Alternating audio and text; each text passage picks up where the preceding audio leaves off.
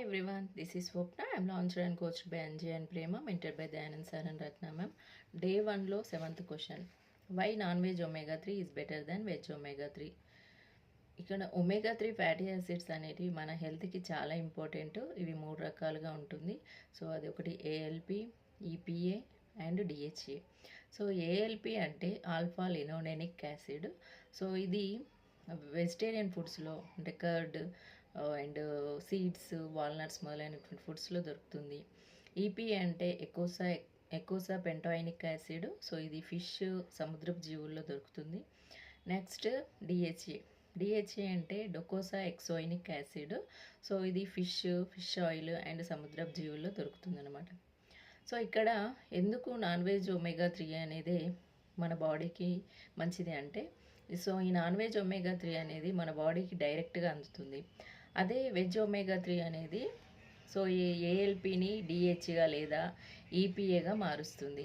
ఇది తక్కువ శాతం అండి, అంటే 5 to 10% మారుస్తుంది. సో అందుకు మనకు నాన్ వెజ్ ఒమేగా 3 అనేది సో మంచిదన్నమాట.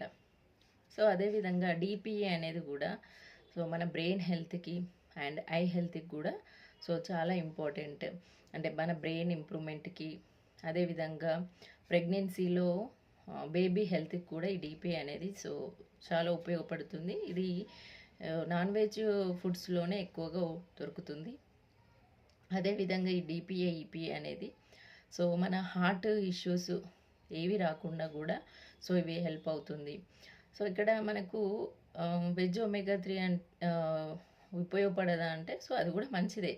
బట్ మన బాడీ అన్ని అవసరాలకు సో సరిపోదు కాబట్టి so compulsory non veg omega 3 అనేది మన హెల్త్కి సో చాలా ఉపయోగపడుతుంది. సో ఎవరైతే వెజిటేరియన్స్ ఉంటారో సో వాళ్ళు మైక్రో ఆల్గీ నుంచి తీసిన ఆల్గే ఆయిల్ సో ఈపీఏ డిహెచ్ఏకి కూడా ఒక ఆల్టర్నేటివ్గా ఉంటుంది.